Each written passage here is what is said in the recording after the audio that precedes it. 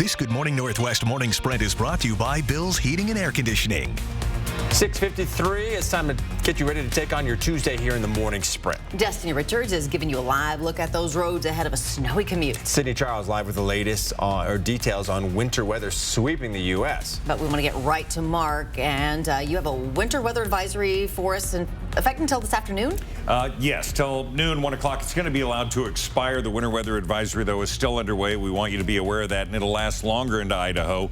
Light snow showers still possible. We will see highs above freezing, and again, a hard freeze overnight. Doppler radar showing we get a bit of a break. Now we're starting to see, again, that next little band come in. That's going to continue to move north, and those roads on 395 and again on Highway 95 are going to be snow-packed and icy, so be aware of that. We've been driving all around Spokane this morning, giving you a look at this very snowy morning, and this is what you're waking up to if you live on the South Hill. Just driving down a neighborhood street here, and there's a lot of snow. This is what most side streets look like right now. Main arterials are going to be the best looking. Plows have been out all morning, but just take your time and give each other space on the road.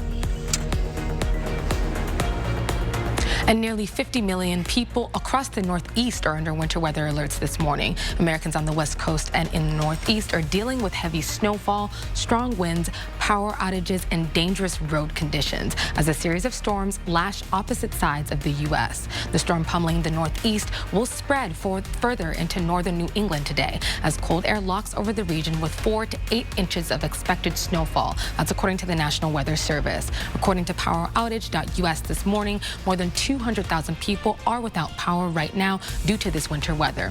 Coverage on the sweeping winter weather will continue coming up next on Good Morning America.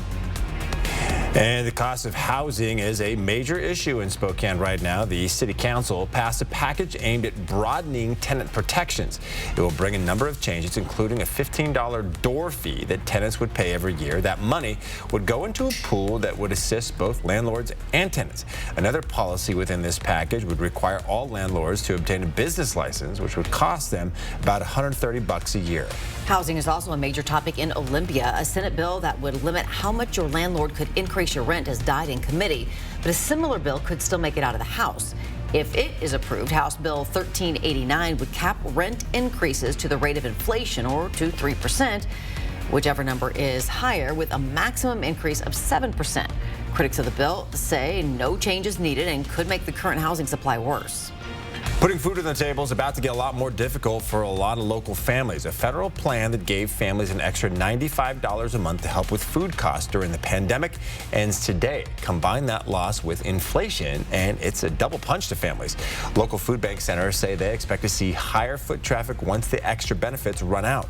You can find more details about the program ending on our website at KXLY.com. A federal appeals court temporarily halted President Biden's student loan forgiveness program in November, but all that could change during today's arguments at the Supreme Court. 2 cases challenging President Biden's plan to cancel some of that debt for millions of borrowers will come before the justices. The outcome of the arguments will put thousands of dollars in a repayment relief at stake for some individual borrowers. Canada's government is banning TikTok on government-issued mobile devices. Prime Minister Justin Trudeau says it could be the first steps to further action. The app, of course, is wildly popular with young people around the world, but Chinese ownership has raised fears that Beijing could use it to collect data on Western users or push pro-China narratives and misinformation. If you were looking to catch an outdoor concert by the water this summer, the festival at Sandpoint has you covered. It announced parts of the lineup for its 40th anniversary concert series. It includes the Grammy Award-winning Train with Better Than Ezra, REO Speedwagon, and Michael Franti and Spearhead. The festival says the rest of the lineup will be announced soon. And some lawmakers in Olympia want to increase the number of students eligible for free meals at schools. But the latest proposal falls short of Spokane Representative Marcus Riccelli's dream of free meals for all students. If approved, House Bill 1238 would make it so elementary schools could offer universal free breakfasts and lunches by the start of the 2024 school year. The bill still needs to make it out of committee before heading to the full House for a vote. Idaho State Police will crack down on aggressive driving over the next couple of weeks. It includes things like speeding, tailgating, cutting people off, weaving in and out of traffic. The Office of Highway Safety says 39% of all fatal crashes last year involved some sort of aggressive driving.